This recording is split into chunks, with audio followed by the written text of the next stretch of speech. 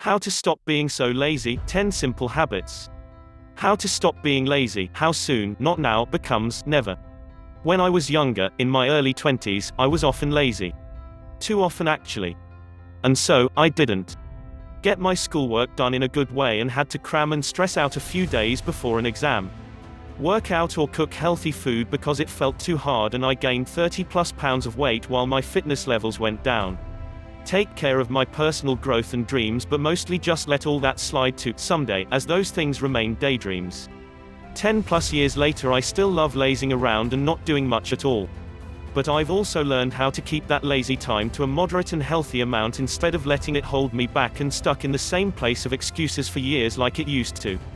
This week I'd like to share 10 simple habits that have helped me to make that change.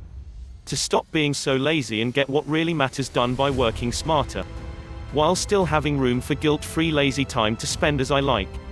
1. Be kind to yourself. When you feel that you've perhaps been too lazy lately, it's common and tempting to beat yourself up about it and to hope that will lead you to start taking action. Sometimes it does. But I have found that beating yourself up most often just leads to feeling guiltier and like a failure. And so, you feel less motivated to get going and you procrastinate because there seems to be little point in even trying. Instead of getting stuck in that self-esteem sucking place, I recommend to gently nudge yourself towards the next tip in this article whenever you feel like you want to beat yourself up. 2. Start with just a small step forward. Stop being lazy too. The hardest thing is often to simply get started. So, make that as easy as you can to reduce the inner resistance and to actually take action. Start with just taking a small step forward. Go out running for only 3 minutes. Do the dishes for 5 minutes. Write on that report you've been procrastinating on for 10 minutes. I use this habit almost every day in some way.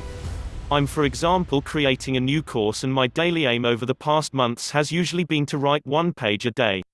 And now that the writing is done, the aim as I start my day is often to edit 1 page. That's it. But it has never stopped at only 1 page in these months. I have written or edited a whole bunch more each day. 3. Do a small part of what matters most first thing in your day. To feel like you can enjoy your lazy rest time fully and without guilt, it's important to actually get what truly matters in the long run done each week. So, start your day with that. But make it easy on yourself by breaking down that task into smaller steps and then focus on just the first one. Get on it right away to get into an effective and focused mindset. By doing so, you set a good tone for your day. You get that quick 5 to 10 minute win in first thing and you'll be a lot more motivated to keep going on that path during the rest of your day. Instead of starting with busy work like checking emails, this may be vital to do first thing for some, but for many it's probably not, or checking Facebook, etc. And then 30 minutes later getting started with today's work.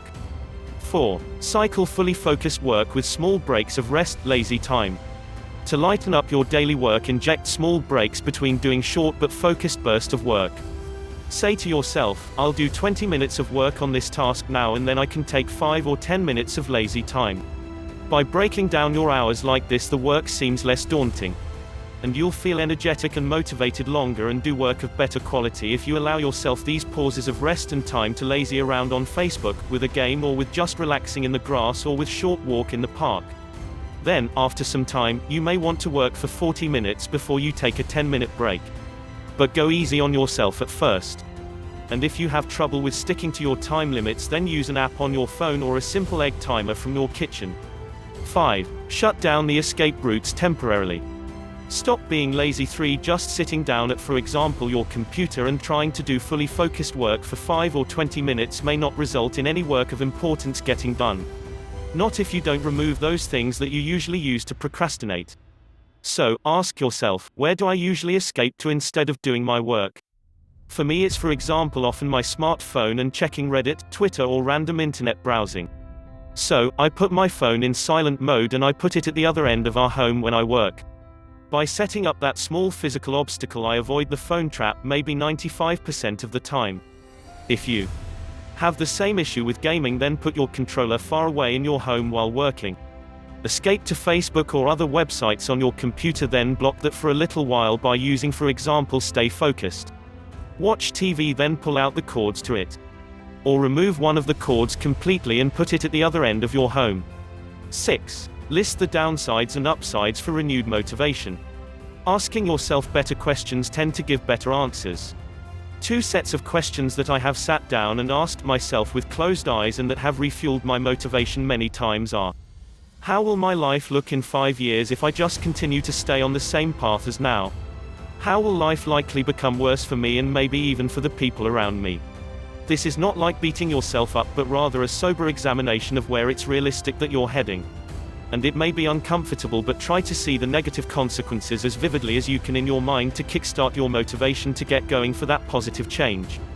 Then ask yourself, how will my life look in 1 year if I get started, stick with it and keep going with this change? How will life improve not only for me but for the people that I love if I stick with it? 7. Unclutter your life. Stop being lazy. 4. When your life's too cluttered and overwhelming, then you may shut down and procrastinate by lying lazily on the couch and just watching the TV or your smartphone. When that's the case, then start uncluttering both your work hours and your private time. 2 questions that have helped me to do that and to find what is most important are: what would I work on if I only had 2 hours for work today? If I had just 1 hour of free time today, then how would I spend it? Use these to get out of an old rut, to question your normal day a bit and to find your top priorities.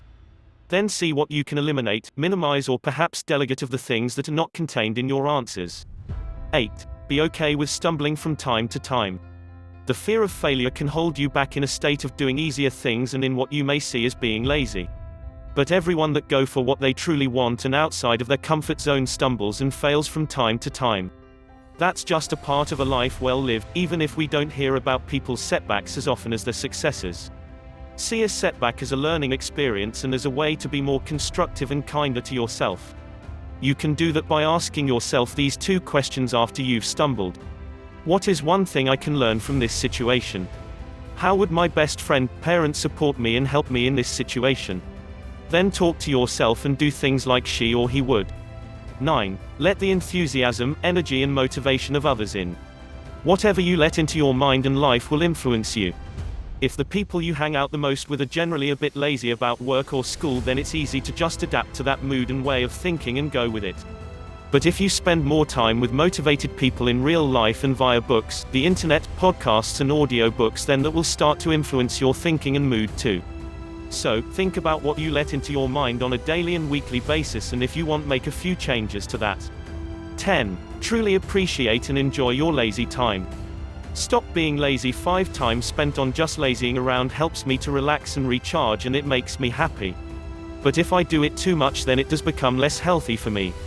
It starts to frustrate me because I'm not moving forward towards what I want. Creates stress instead of relaxing me because I'm not getting what's important done, and that could have negative consequences quite soon. Still, at a moderate amount, spending some time on being lazy is truly beneficial for me. And I've found that when you think a little about how you want to spend your lazy time, no matter if it's a 10-minute break or a lazy Sunday, and use that time on something you really enjoy, like reading a book you love rather than aimlessly watching TV shows you're just okay with, then that time does not only brings more happiness and fulfillment. I've also learned that when I spend my lazy time in this more conscious way, I'm more motivated and energized to go back to work again later on. So, I make sure to appreciate and fully enjoy the lazy time I have and create for myself, because I know that it will benefit me in several important ways. Here's the next step. Now, you may think to yourself, this is really helpful information. But what's the easiest way to put this into practice, actually stick with it and not be lazy even when I'm really unmotivated? Well, I've got something special for you. Thank you so much for watching. Here are some more videos you would really love to see. Oh, here's a chance to prove the world wrong that you are not that much lazy. Just click on the subscribe, comment, share and like the next video you watch, even if it's not on this channel.